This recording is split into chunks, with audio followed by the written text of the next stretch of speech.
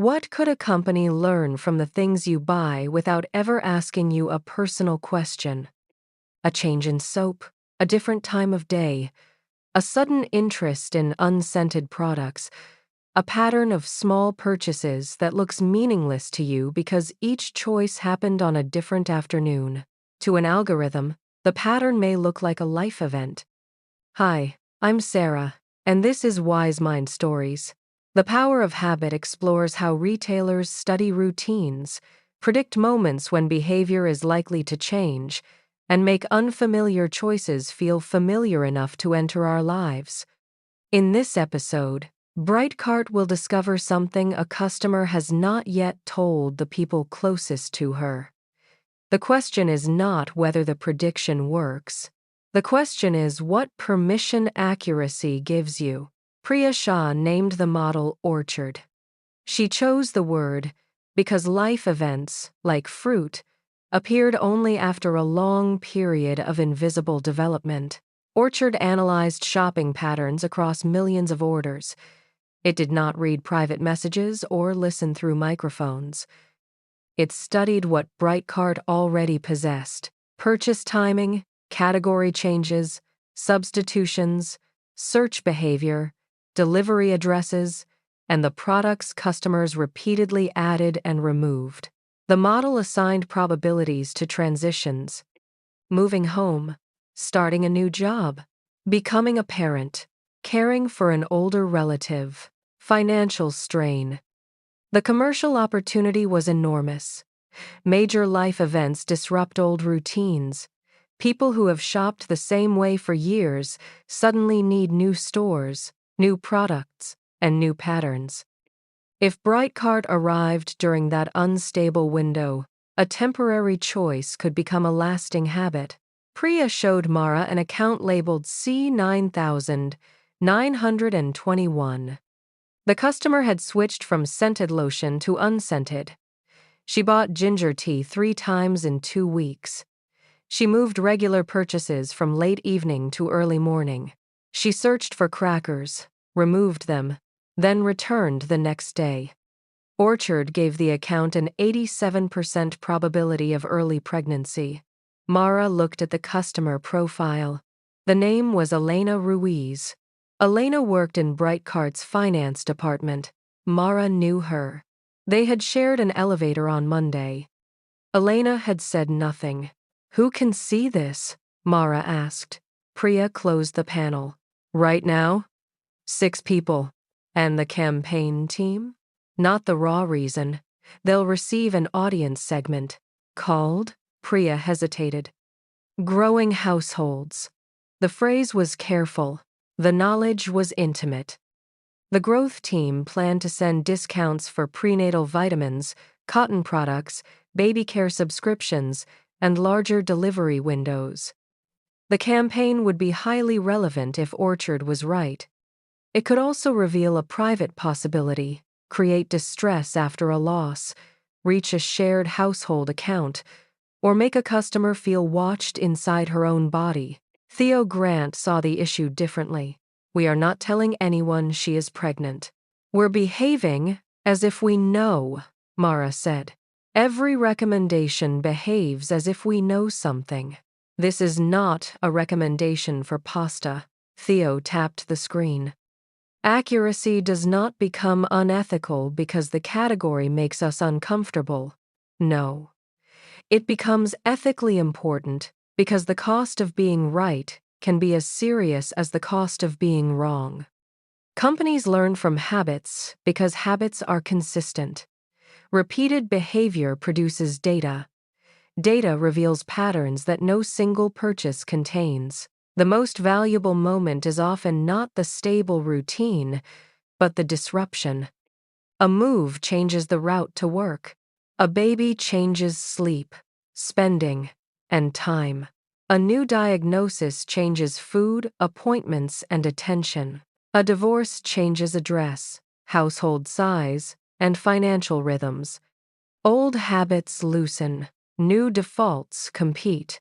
Influence becomes easier. Have you ever formed a lasting habit during a chaotic transition simply because one option was available first? What personal story could your routine data reveal when combined across months? Would you feel helped if a company predicted your need accurately or exposed? And does clicking agree once mean you understood every future inference that your behavior could produce? Theo proposed a compromise. They would disguise the sensitive offers among ordinary ones, prenatal products beside lawn bags, coffee, pasta, and cleaning supplies. The message would not look specific enough to reveal the prediction. This technique uses familiarity as cover. Human beings often resist what feels obviously new or invasive. Place the unfamiliar inside familiar surroundings, and it becomes easier to accept. A new song feels safer between two songs we already know. A novel product feels ordinary when packaged beside routine purchases.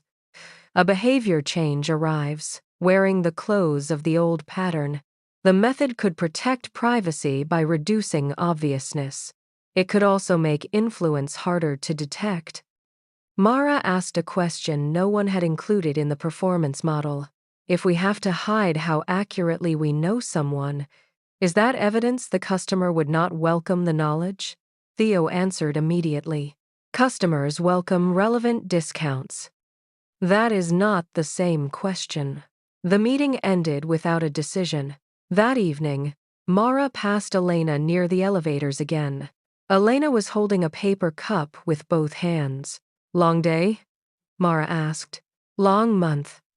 For one dangerous second, Mara almost changed her expression, almost became softer in a way that would reveal knowledge she had no right to possess. She realized that prediction had already altered the relationship.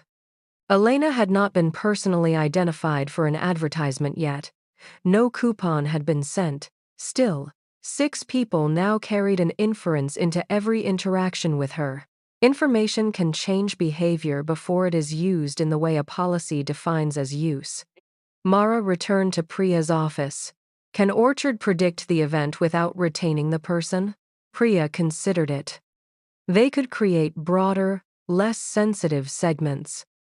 They could suppress categories likely to expose health, pregnancy, grief, or financial distress.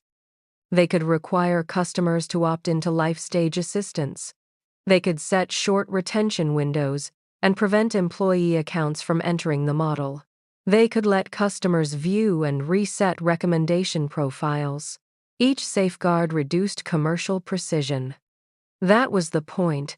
Ethics often appears in a spreadsheet as performance voluntarily left unused. Brightcart's executive team approved only part of the proposal. Employee accounts were excluded. Direct pregnancy targeting was paused. Broader household recommendations continued. Mara wanted a cleaner victory. Real organizations rarely deliver one. The value of the restrictions became clear when Orchard made a confident mistake. The model identified an account as a likely new parent. The customer had begun buying fragrance-free detergent, cotton pads, snack crackers, and small storage containers. The pattern looked familiar. The customer was not pregnant. He was a middle-aged teacher preparing a classroom for a student with severe sensory sensitivities. Nothing in the purchases was false. The story inferred from them was: prediction compresses behavior into probability. Probability can guide a system without knowing the person it describes. The danger begins when a useful likelihood is treated as private truth. Priya added a sentence to every internal Orchard report. This score predicts a purchasing transition, not a human fact. The sentence seemed obvious. It changed meetings. Analysts became less likely to say, "This customer is moving," and more likely to say, "This pattern resembles accounts that changed addresses." Language restored uncertainty that the number had made easy to forget. Brightcart also created a "Why am I seeing this?" panel. The first version was useless. It said, recommendations were based on your activity and preferences, that was legally safe and practically empty. Mara pushed for categories customers could understand: recent purchases, repeated searches, delivery location, selected household preferences, and seasonal trends. Customers could switch each category off. Theo argued that almost no one would open the panel. Then transparency costs us nothing, Mara said. It costs complexity. Only because the system is complex. The panel did not solve consent. Most people still ignored it. But for the customers who cared, influence became inspectable rather than mystical. 2 months later, a different campaign reached a customer named Leah Morales. Orchard predicted financial strain and began emphasizing bulk discounts and lower-cost substitutes. Leah wrote to customer support. "I don't know how you knew," she said, "but this actually helped. The same system that could violate privacy could reduce effort during a painful period. That did not erase the risk. It made the ethical work harder." Useful personalization and manipulation can use identical technical tools. The difference lives in transparency, vulnerability, control, proportionality, and whose outcome the design optimizes. Mara tested those principles during a product review. One proposal would detect when customers repeatedly searched for low-cost food late in the month and automatically surface budget meals. That could reduce effort. Another would pair those recommendations with a countdown timer claiming prices might rise soon. That could increase conversion by adding fear. The audience was identical. The data was identical. The interface intention was not. The team approved the budget collection and removed the countdown. This is what ethical restraint often looks like in practice. Not refusing all prediction, but separating assistance from pressure. The system could say, "Here are options that fit the pattern you selected." It did not need to say, "Act now," before safety disappears. There is also a personal version of the familiarity strategy. We often introduce a new behavior by attaching it to an old routine. Medication beside the coffee maker, stretching after brushing teeth, a difficult conversation during a familiar walk. This can be compassionate design. It respects the brain's preference for an established cue. The same technique becomes manipulative when the familiar context lowers a person's guard while hiding the designer's real objective. Familiarity is neither innocent nor corrupt by itself. It amplifies the intention carried inside it. To examine habit-based influence, use 5 questions: knowledge, vulnerability, visibility, control, benefit. Knowledge. What is actually being inferred, not merely what raw data was collected? Vulnerability. Is the person in a transition when habits are unstable and consequences are more intimate? Visibility. Would the influence still feel acceptable if the person understood why it appeared? Control. Can the person opt out, inspect, correct, or reset the profile without losing basic service? Benefit. Is the system primarily reducing the person's effort or increasing the company's ability to exploit attention and uncertainty? You can use the same questions on yourself without needing access to the algorithm. Notice timing. Does the offer arrive when you usually feel tired, lonely, rushed, or uncertain? Notice language. Does it clarify an option or manufacture urgency? Notice control. Can you leave, reset, or say no without losing something unrelated? Notice aftermath. Do you feel helped after the action, or merely relieved that the pressure stopped? No single answer proves manipulation. Together, they make the architecture easier to see. And once architecture becomes visible, "I just wanted it" may no longer be the whole explanation. Accuracy is not consent. Relevance is not permission, and familiarity can make help feel natural, but it can also make manipulation invisible. 3 weeks after Orchard was restricted, Elena stopped Mara near the elevators. "I heard you paused," one of the life event campaigns. Mara did not ask how she knew. Elena looked down at the paper cup in her hands. "Thank you." Then she added, "It was too early." She walked away before Mara could answer. Mara never learned whether Orchard's prediction had been correct at the time. She did not need to. The ethical question had never been whether the model deserved credit for knowing. It was whether Elena deserved space to decide when the knowledge became public. The most dangerous prediction may not be that a company knows what you want. It may be that the company knows when your habits are easiest to rewrite.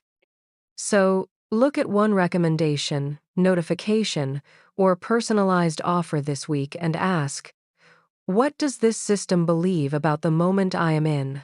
If this episode made an invisible influence easier to see, subscribe to Wise Mind Stories. Because habits do not only allow companies to move individuals, they also allow individuals to move communities.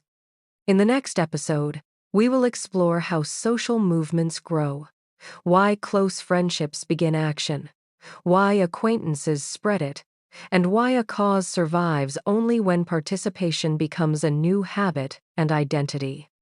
A private conviction can begin a protest, but only social habits can teach thousands of people how to continue.